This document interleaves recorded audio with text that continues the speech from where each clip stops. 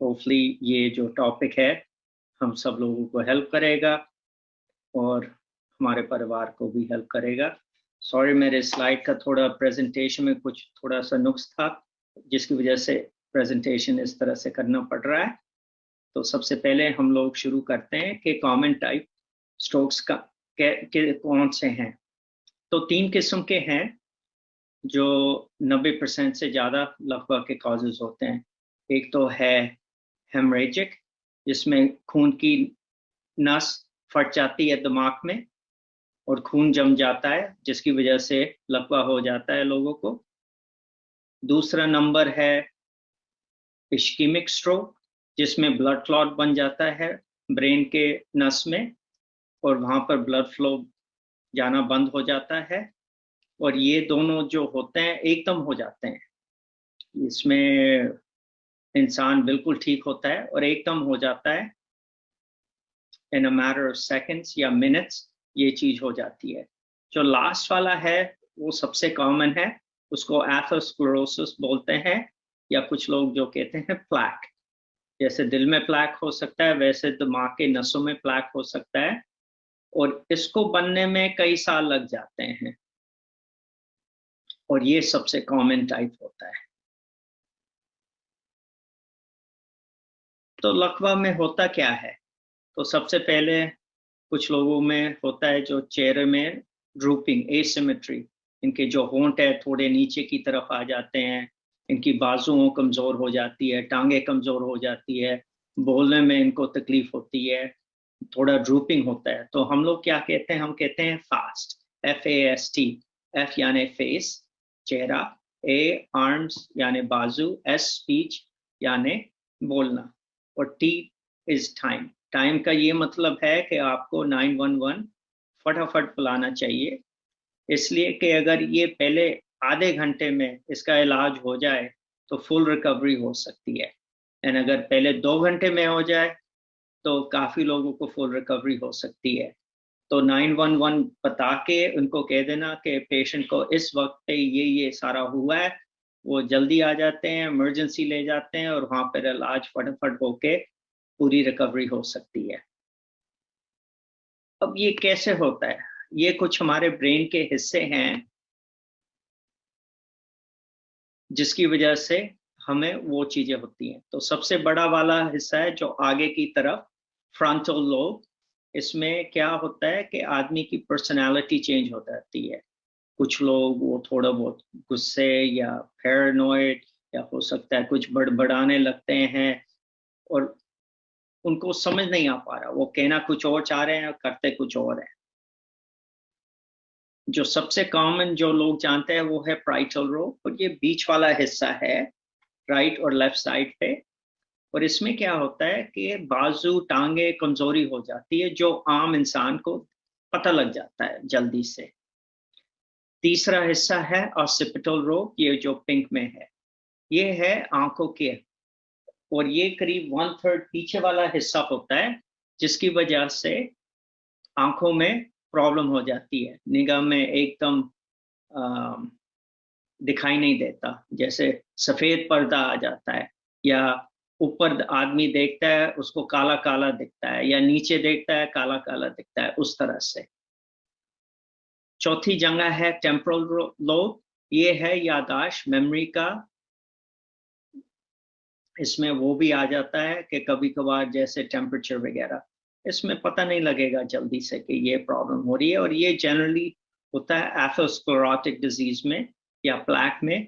तो धीरे धीरे इन लोगों को याददाश्त की प्रॉब्लम हो जाती है, सटिया जाते हैं। जो दूसरा पांचवा हिस्सा ये नीचे वाला है जो ग्रे में है, इसको सेरेबेलम बोलते हैं, और ये करता है बैलेंस। तो आदमी बार बार गिरता है जब ये जगह इन्वॉल्व हो जाती है। तो रिस्क फैक्टर्स क्या होते हैं स्ट्रोक के? स्ट्रोक के रिस्क फैक्टर जैसे हार्ट के रिस्क फैक्टर वही चीजें होती हैं। तो ये जिन लोगों को हार्ट की बीमारी हो जाती है उनके चांसेस ऑफ स्ट्रोक 2-3 गुना बढ़ जाते हैं या उससे भी ज्यादा।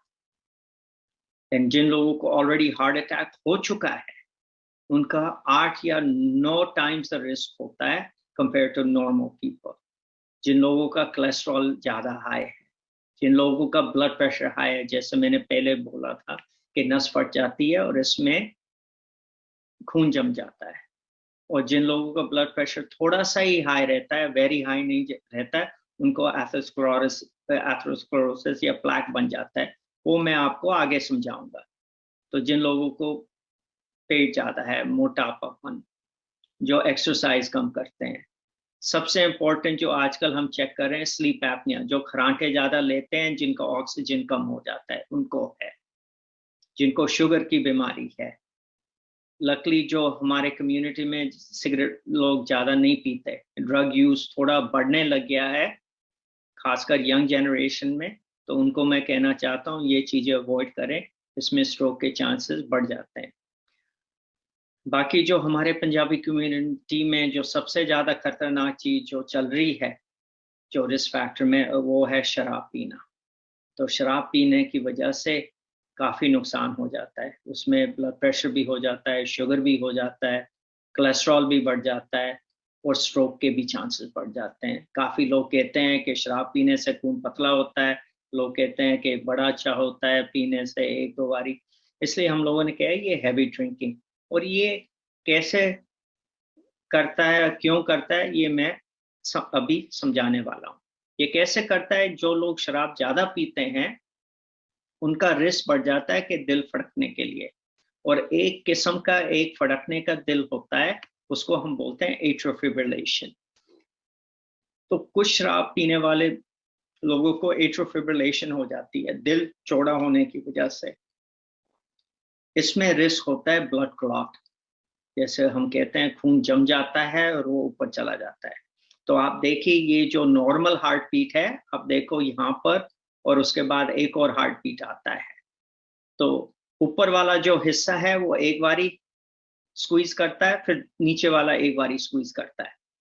एट्रियल फिब्रिलेशन में क्या होता है कि ये ऊपर वाला हिस्सा 1 मिनट में 400 से लेके 600 बारी बचता है, मगर जो नीचे वाला हिस्सा है वो इतना नहीं बच सकता, तो वो कम बचता है, 50, 100, 120, 150।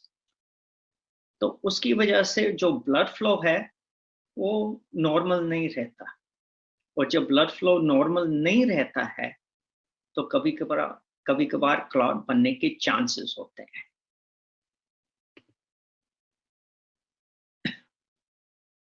तो ये जो एट्रियल फिब्रिलेशन है 40% लोगों में हमें क्यों हो रहा है हमें पता नहीं है।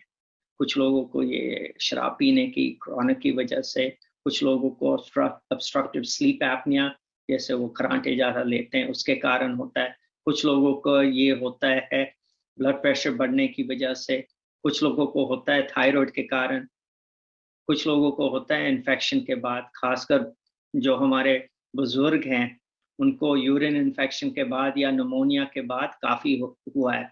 जो ये कोरोना वायरस चल रहा था, मैंने काफ़ी लोग देखे जिनको एट्रियल फिब्रिलेशन भी हो गया। सबसे कॉमन होता है जिन लोगों की ओपन हार्ट सर्जरी हुई है। जिन लोगों की ओपन हार्ट सर्जरी हुई है 10 में से कम मैंने देखा है 3-4 लोगों में एट्रियल फिब्रिलेशन हो जाता है, वो टेम्पररी होता है, मगर उनका रिस्क स्ट्रोक का रहता है। इसलिए मैं कहता हूँ जिन लोगों को ब्लॉकेज होती है हार्ट में उनको रिस्क ऑफ स्ट्रोक बढ़ जाता है, और कुछ और वजह के कारण भी होता है, पोस्ट प्रेगनेंसी वगैरह। तो एट्रियल फिब्रिलेशन में होता क्या है, जैसे मैंने कहा था ये जो ऊपर वाला हिस्सा है, एक जगह है उसको हम बोलते हैं लेफ्ट एट्रियल अपेंडेज, जो मेरे कर्सर में दिख रहा है आपको। तो यहाँ पर क्या हो रहा है, ये ब्लड क्लॉट बन गया, खून यहाँ जम गया, आगे बढ़ नहीं सका। जो खून जो जम गया फिर वो धीरे धीरे ब्लड क्लॉट बन जाता है। जब ये ज्यादा बढ़ जाता है तो फिर ये मेन जगह पे आ जाता है और ये फिर आगे चला जाता है।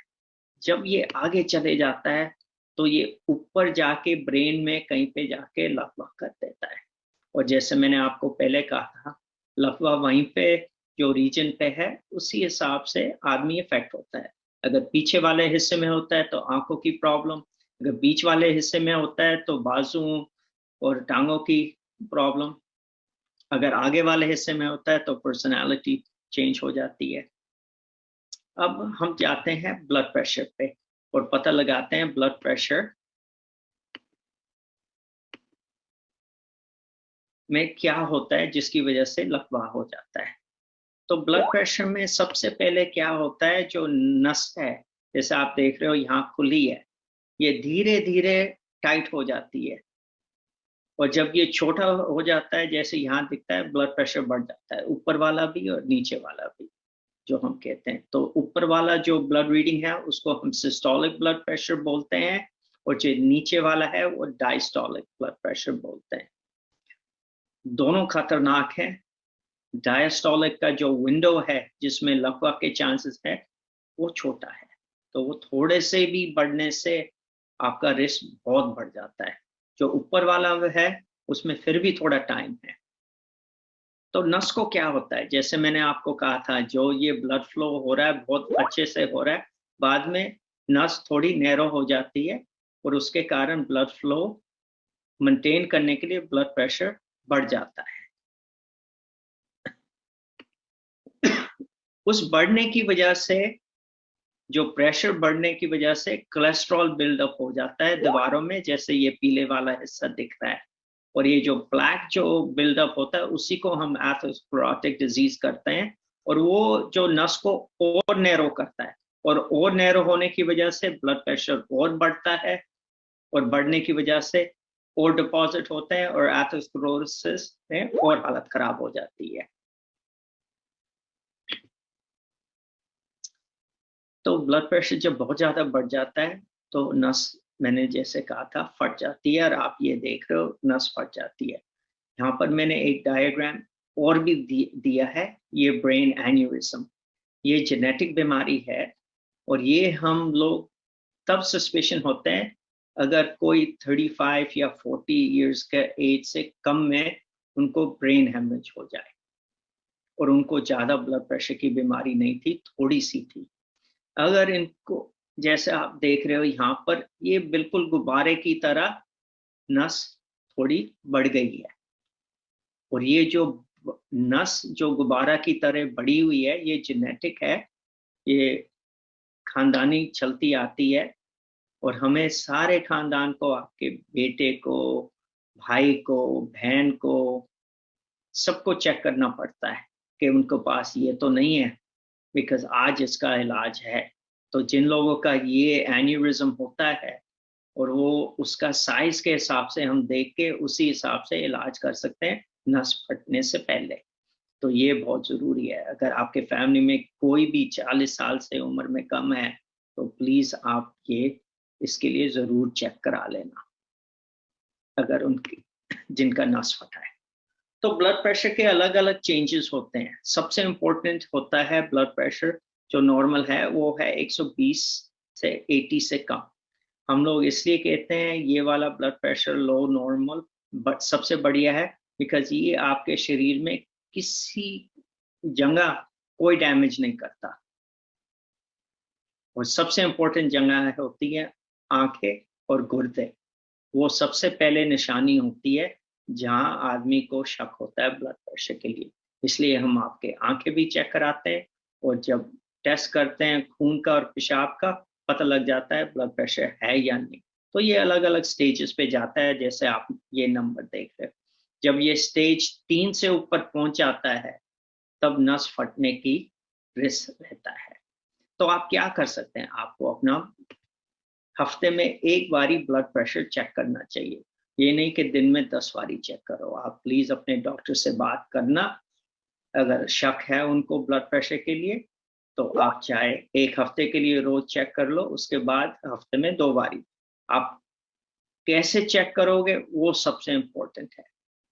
तो कैसे करना चाहिए, जैसे इस आदमी को दिखा रखा है कि कुर्सी पे बैठा हुआ है, ब्लड प्रेशर कफ यहाँ बाजू में है, करीब 2 फिंगर्स इस जगह से ऊपर, और ज्यादा टाइट ना हो, और लेवल कौन सा है, बिल्कुल आपके दिल के लेवल पे होना चाहिए। आदमी को चुपचाप बैठना चाहिए 2 मिनट के लिए, पहले वाला ब्लड प्रेशर चेक करें, उसको देखें ना कितना है, फिर दोबारा चेक करें, और दूसरे वाला का चेक करना चाहिए।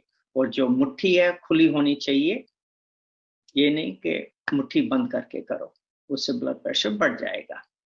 और जो टांगे हैं वो क्रॉस नहीं करनी चाहिए, वहां पर दोबारा नुस्खा है। ये है आर्म ब्लड प्रेशर के लिए। कुछ यंग लोगों का रिस्ट प्रेशर होता है। जनरली जो जिनकी उम्र 60-65 से कम है, मैं रेकमेंड करता हूँ वो रिस्ट वाला ना यूज करें। अगर उनको प्लैक है तो रिस्ट वाला एक्यूरेट होता नहीं है।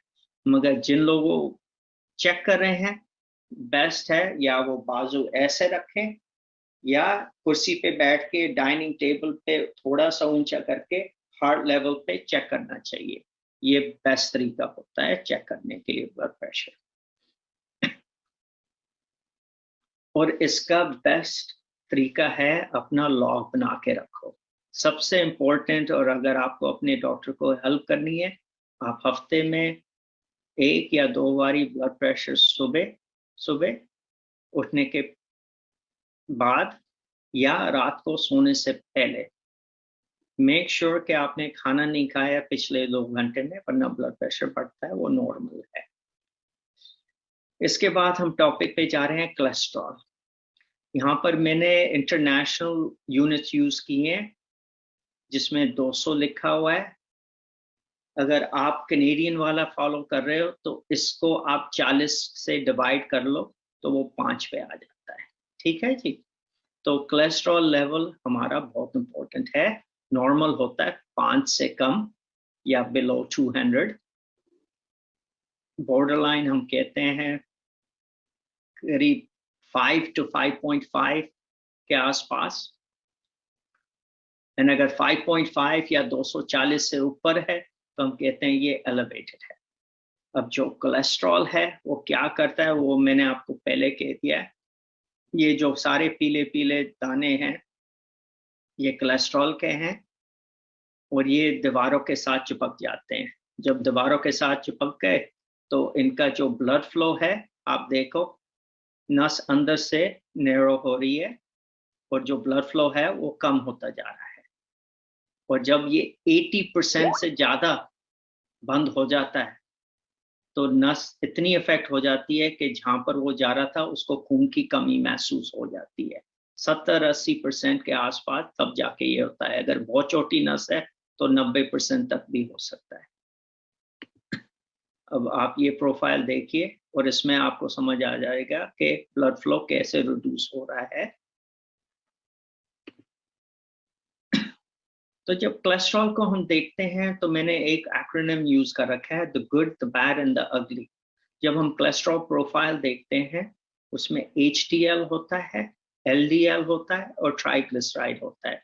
मैंने ये तस्वीर इसलिए रखी है, जो HDL है ये हमारा अच्छा वाला कोलेस्ट्रॉल है और इससे आग बुझती है या जो एथेरोस्क्लेरोटिक प्लेक है वो थोड़ा कम हो जाता है। जो LDL है ये आग है, ये हमारा जो प्लेक है इसी से बनता है, LDL से। और जो ट्राइग्लिसराइड है ये तेल है जो आग में लगता है और आग को बढ़ाता है। ये इंपॉर्टेंट इसलिए है, आजकल हम लोग जब प्रोफाइल चेक करते हैं हम थोड़ा रेंज रखते हैं। तो जिन लोगों का HDL 1.5 से ज्यादा हो या 60, अगर इंटरनेशनल नंबर जो देखा जाए, अगर 60 से ज्यादा हो तो वो हमें प्रोटेक्ट करता है। जैसे आग बुझाने वाला फायरमैन होता है वैसे वो ब्लैक पकड़ के थोड़ा कम करता है। अब जो खराब वाला है वो है ट्राइग्लिसराइड एंड LDL। जो ट्राइग्लिसराइड है वो थोड़ा हमारे खाने के बारे में बताता है कि हमने पिछले 2-3 दिन क्या खाया है जिसकी वजह से कोलेस्ट्रॉल बढ़ा है, या कितनी शराब पी है, शराब में भी ये बढ़ता है। कुछ जेनेटिक फेमिलियल होता है, जिन लोगों का ये ज्यादा होता है उनको रिस्क रहता है एथेरोस्क्लेरोटिक प्लेक के लिए, ऑल्सो रिस्क रहता है पैंक्रेटाइटिस के लिए जब ये 10 से ज्यादा हो। अब सबसे खतरनाक वाला है LDL, जिसकी वजह से जो जमता है नसों में और जिनकी वजह से हार्ट अटैक हो जाता है, स्ट्रोक हो जाता है। तो ये जब 5, 4.5 या 5 से बड़ा होता है हम लोग कहते हैं डाइट से कंट्रोल करो, या दवाइयों से, मगर इसमें हम लोग देखते हैं कि आपके रिस्क क्लासिफिकेशन क्या है। अगर आपको कोई बीमारी नहीं है और आपके फैमिली में कोई बीमारी नहीं है तो हम कहते हैं आपका रिस्क लो है, तो हमको इसको 4.5-5 से कम रखना चाहिए। जिन लोगों को शुगर की बीमारी है तो हम लोग उनको कहते हैं ये 3.5 से कम रखना चाहिए। और जिन लोगों को हार्ट अटैक हो चुका है या फैमिली में जिनकी बहुत स्ट्रॉन्ग हिस्ट्री हो या जिनको स्ट्रोक हो चुका है तो हम कहते हैं इसको 1.2 से कम रखना चाहिए या 1.7 से कम रखना चाहिए। तो ये हमारा गेज है, जिस गाइडलाइन है, रूलर है, जो हम फॉलो करते हैं एज अ डॉक्टर। तो जैसे मैंने आपको कहा था हम लोग कैसे अवॉइड कर सकते हैं, डाइटिशियन और बताएगा, तो मैं इसके ऊपर ज़्यादा समय नहीं लेऊंगा, मगर सबसे इम्पोर्टेंट है हम फ्रूट्स, वेजिटेबल, होल ग्रेन्स खाएं, और हम जो तली हुई चीज़ें हैं या जिनमें शुगर ज़्यादा है या शराब, इसको अवॉइड करें। हमारा अगले रिस्क फैक्टर है शुगर की बीमारी, डायबिटीज़। ये हमारे साउथ ईस्ट एशियन में बहुत प्रेवलेंट है, बल्कि सारी दुनिया में जो परसेंटेज अगर देखा जाए तो साउथ ईस्ट एशियंस का सबसे ज़्यादा है। डायबिटीज़ क्यों इम्पोर्टेंट है? आम इंसान से रिस्क कम से कम 3 गुना ज़्यादा होता है स्ट्रोक के लिए या हार्ट के लिए, तो इससे कंट्रोल करना बहुत ज़रूरी है। तो कॉजेस क्या हैं डायबिटीज़ के लिए, वो तो हमने आप लोगों से पहले भी बात कर चुके हैं, पर मेन है वही ओबेसिटी, ब्लड प्रेशर, जिन लोगों का डाइट बहुत खराब है, जो एक्सरसाइज नहीं करते, और कुछ हद तक उम्र के साथ, और फैमिली। तो चक्कर क्या होता है डायबिटीज में, हमारा जो खून है वो पानी की तरह चलना चाहिए। जब शुगर बढ़ जाता है तो वो पानी की तरह नहीं, वो हनी या सिरप या की तरह चलता है, तो वो थोड़ा स्लो हो जाता है और थोड़ा खून गाढ़ा हो जाता है। उस गाढ़े होने के चक्कर में क्या हो जाता है, हमारे या प्लैक बन जाता है या ब्लड क्लॉट के रिस्क बन जाता है। और ये जब प्लैक या थ्रोम्बस बनता है तो रिस्क स्ट्रोक का बढ़ जाता है। तो बॉडी क्या करता है, इसमें कुछ केमिकल्स इन्वॉल्व होते हैं, जैसे आप यहाँ देख रहे हो शुगर वाले का वो रिस्क बढ़ जाता है ब्लड प्रेशर के लिए, रिस्क बढ़ जाता है कोलेस्ट्रॉल ऊपर जाने के लिए, थोड़ा शरीर के अंदर सूजन भी हो जाती है, जो हमारी नसें हैं वो थोड़ी स्टिफ हो जाती हैं, तो उसके कारण ये सारा हो जाता है। ये प्रोसेस है जो शरीर के अंदर होता है। एथेरोस्क्लेरोसिस और जो ब्लड क्लॉट का कुछ लोग वो ठीक से नहीं समझ पा रहे, तो मैंने थोड़ी ये स्लाइड रखी है यहाँ। एथेरोस्क्लेरोसिस या प्लैक जो है, इसको बनने में 2, 3, 5 साल, 10 साल, 15 साल लग जाते हैं, मतलब ये ओवरनाइट नहीं हो जाता। जो थ्रोम्बस है वो किसी के कारण ब्लड जो है ना ज़्यादा गाढ़ा हो जाता है और एकदम ब्लड क्लॉट जैसे बन जाता है। ये चीज़ बन जाती है कुछ घंटों में, कुछ मिनट्स में, या 1-2 दिन के अंदर अंदर। ये फर्क है। तो शुगर के लिए हम लोग कैसे एनालाइज करते हैं? शुगर जो है उसके कई तरीके होते हैं, जो सबसे कॉमन और जो सबसे गाइडलाइन जो फॉलो करते हैं वर्ल्ड वाइज, वो है हीमोग्लोबिन A1C। हम लोग ये कहते हैं जिनका शुगर 6 से कम है उनको बिटवीन 5.7, 6.2 हम उससे कहते हैं प्री डायबिटिक, मतलब आपको शुगर की बीमारी होने वाली है, अभी डाइट से कंट्रोल कर लो, थोड़ा एक्सरसाइज से कंट्रोल कर लो, तो ये नॉर्मल की तरफ आ जाएगा। अगर नहीं कंट्रोल करोगे ये शुगर की तरफ, डायबिटीज की तरफ चला जाता है, फिर हमें दवाइयाँ शुरू करनी पड़ती है। दवाइयाँ कब शुरू करते हैं? जब 7 से ऊपर हो। अगर कुछ लोग जो थोड़े ज़्यादा शरीर से चौड़े हैं, मोटे हैं, हम 6.5 के ऊपर भी दवाइयाँ शुरू कर सकते हैं, और उनके लिए ये अच्छा रहेगा। अब शुगर जो हीमोग्लोबिन A1C है वो तो इंटरनेशनल है, सब लोग वही फॉलो करते हैं जो नंबर्स मैंने बताए हैं। जो हम लोग शुगर चेक करते हैं वो थोड़ा अलग है। हम यहाँ पर स्केल के हिसाब से 6, 7 या जो भी है उस हिसाब से। इंडिया में, यूएस में हम लोग नंबर यूज करते हैं जैसे 100, 100, 110, 120, 200, 250।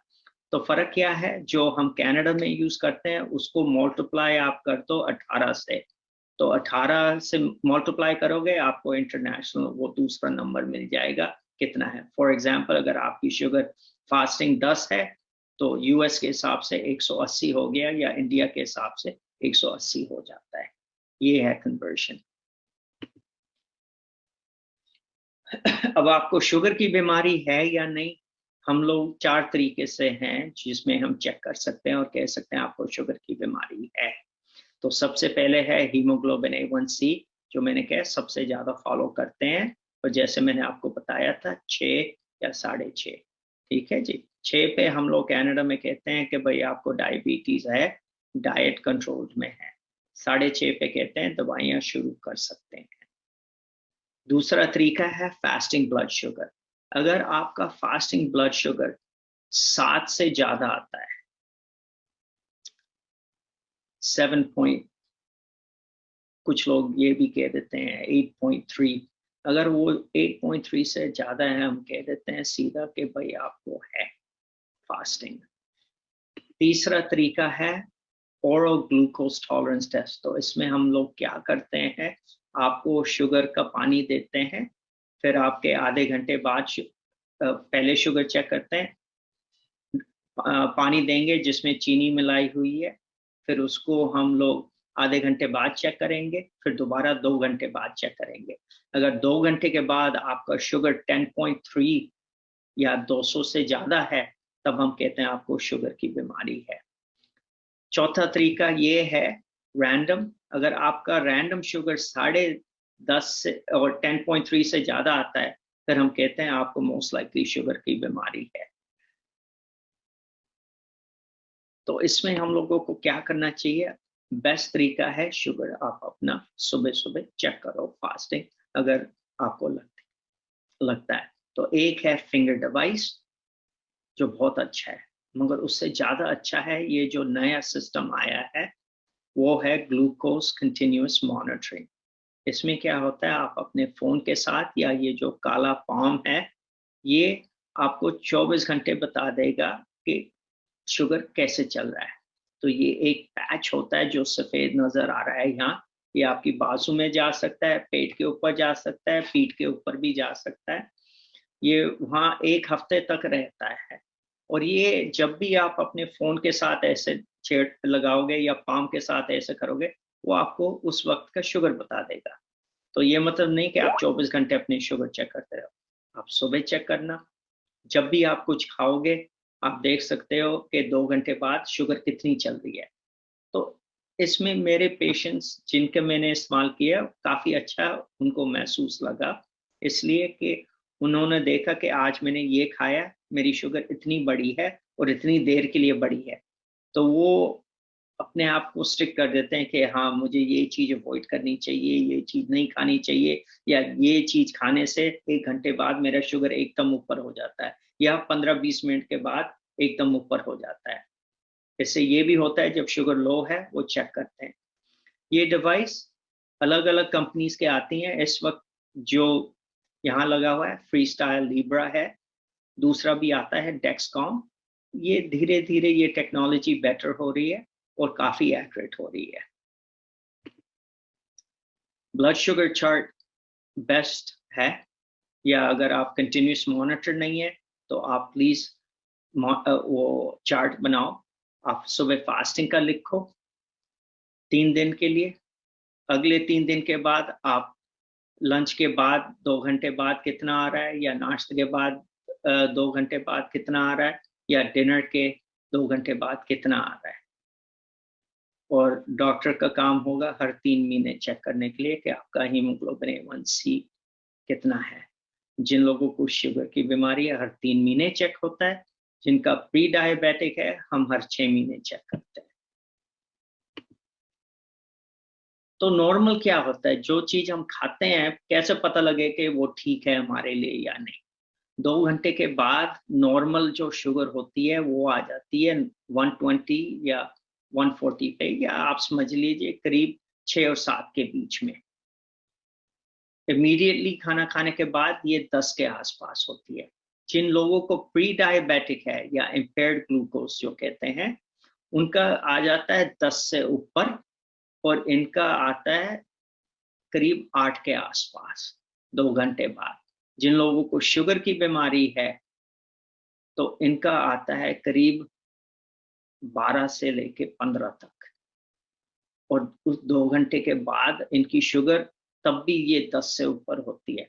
इसका मतलब जो उन्होंने खाया उसमें शुगर ज्यादा है, उनको वो अवॉइड करना चाहिए। और जो लोग टीका लगा रहे हैं, इसका मतलब है वो टीका जो है या कम है या उनको दूसरा टीका की जरूरत है। इस चीज के लिए आप उनको अपने डॉक्टर से बात करनी चाहिए।